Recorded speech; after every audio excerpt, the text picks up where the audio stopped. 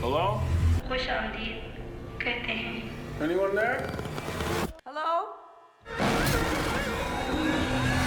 Let's have some violence. You know, it's a pretty interesting thing to be reviewing movies in 2026, especially when it comes to the world of horror. It's interesting around this time of the year. The weather is nice out, and I get to look up at all of you with your happy, smiling little faces. Frickin' prudes. It's even better now because this is the world of content creator movies. Speaking from Obsession, which was absolutely incredible, a very pleasant surprise, and created by a young YouTuber. And now we're gonna look at our youngest one, who's not even old enough to graduate frickin' college. Don't worry, Stockman, you're getting there, buddy. Keep it up.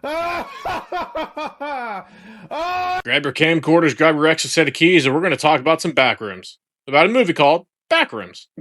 Gotta admire the simplicity, though. But if you could admire that subscribe button, I would greatly appreciate it. We are creeping on 800 subscribers, and I want to hit that goal before the end of the month. I'd appreciate it. I really would. So if I can make this review a little bit easier for you guys, I'm going to briefly explain what Backrooms is. Backrooms doesn't really have much of an origin, but it came back in 2019. God, that's a long fucking time ago, under the internet name of Creepypasta. And over time, Reddit and the rest of the members of the Reddit community, which are always a good time if you're bored and a little bit tipsy, they decided to give it some lore, adding in different levels and monsters, and just the internet gave it a life of its own. Are you ready now? Buckle up, buckaroos. So our movie starts off with a bunch of people from the ASICS Corporation doing a little bit of exploring, and ironically, something called Backrooms. Oh, but while they're on their little exploration there, they decide they come across something a little more Sinister.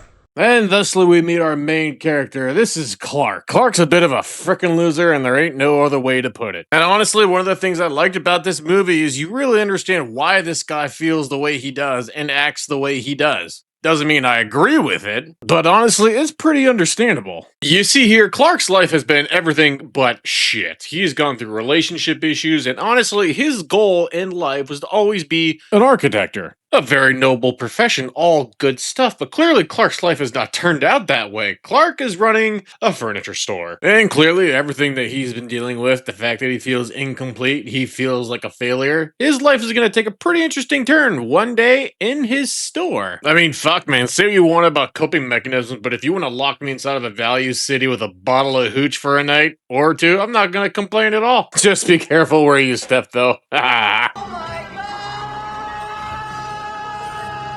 Stop it. Get some help. God, I hope some of you actually know what a Value City was. While Clark's there getting tipsy in the furniture store at Value City, things start to go a little bit interesting. Clark gets a little more curious. He starts looking around, wondering what's going on, and all of a sudden, he gets sucked into a new world. Now, the concept of someone going into a new reality or just a strange place in general is pretty freaking common, and honestly, it's pretty fucking boring too. Let's face it, we've seen it a billion times. So what makes Backrooms different? Clark's able to see that things are very different here when he starts seeing dead animals, furniture, and everything misshapen you could think of under the sun. He doesn't understand it. He honestly is able to find a way to get up, but no one is believing him, and honestly becomes consumed by the idea of what's the Backrooms. Now, this still might sound like a pretty boring concept, and honestly, I'm not going to blame you if you think it is at all. This is going to be a horror set psychological thriller where you're able to understand and you're able to feel every intensity of the aspect of the room's shrinking. This isn't going to be something that you just have to think about. These are things that you're going to have to pay attention to, because this movie does make you think. Is this going to be a paradox? Is the Backrooms going to be tricking him? Is this something that he's going to be able to survive? That is for you to decide. But one of the things you do have to appreciate about this movie is that Clark is an architect. These are going to be things that he's supposed to understand. Naturally, man-made shifts in buildings that are created by human beings. But once this turns to a supernatural world, it captivates him, it enslaves him, and it will drive him absolutely mad. But at a cost that is very deadly. But if I had to dress as a fucking pirate, I'd be crazy too. So, is Backrooms a good movie? Yes, it is, and I quite enjoyed it. And I think everybody should go see this movie. Is it a perfect movie? No. With the pros does always come the cons in a lot of movies. This movie crunches in about an hour and 45 minutes. There's about 20 minutes you could have taken out of this thing because the third act they have does drag, and you will feel it in some places. There's also going to be a lot of character development that they really decided to rush, and honestly, it pisses me off that you decided to force your way through some of it. But I will say, there is going to be some setup that can lead to a sequel, and honestly, I encourage the director and everyone else to keep doing it. I'm going to explain why. These are the moves that I love seeing. I'm loving that this is going to be, and as I stated earlier, the content creators world of Hollywood and cinema is now going to be outcasted. And I love it. One of the biggest things, and I have to give a lot of credit to somebody who's going to be stepping into this, is the director Kane Parsons. Lack of being barely an adult notwithstanding, I'm going to say it again. This little fucker is 20 years old. He can't even buy fucking alcohol. And I am 100% behind this. Let me know in the comment section below if you are too. He was just a kid who decided to have a dream, started a YouTube channel, and then before he could even buy a fucking glass of bourbon, he made a pretty interesting and pretty good movie. These are the things that we are seeing right now that is absolutely going to destroy Hollywood. A 20-year-old kid with an $81 million opening weekend beat the Mandalorian and Grogu. One of the most powerful juggernaut industries on this planet that's worth hundreds of billions of dollars lost to a fucking 20-year-old. Fuck you. Fuck you. Fuck you.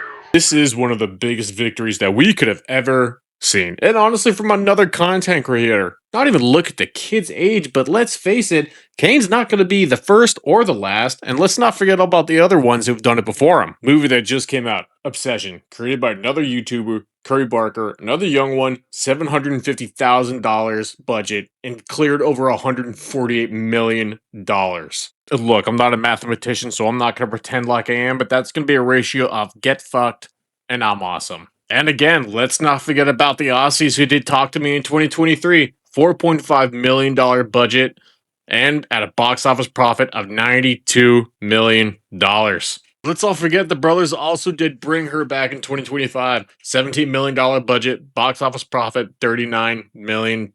Yeah, they wanted to do a lot more, but the biggest thing that I'm getting at right now is that these YouTubers, these content creators are shaming Hollywood. Not every movie is going to be a home run. Not everyone's going to be perfect, but they absolutely deserve credit. Let's not forget about Markiplier either. I don't know anything about the guy. I don't know anything about his work, but all I know is that he found something that he was very passionate about and decided to turn it into his own personal mission and made a very interesting movie about it. It's amazing what kind of success work you can do when you use non-Hollywood resources of a production budget of around $3 million to gross over $51 million. I absolutely encourage this, and I am proud of all those guys. Even Stuckman, even for going after his dream, even though it didn't work out the best way that he wanted. I look forward to see what he and all these other content creators are able to do next. Backrooms is an absolute win. You will live.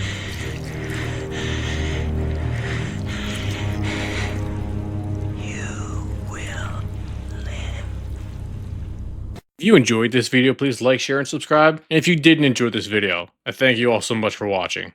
And as always, until we meet again.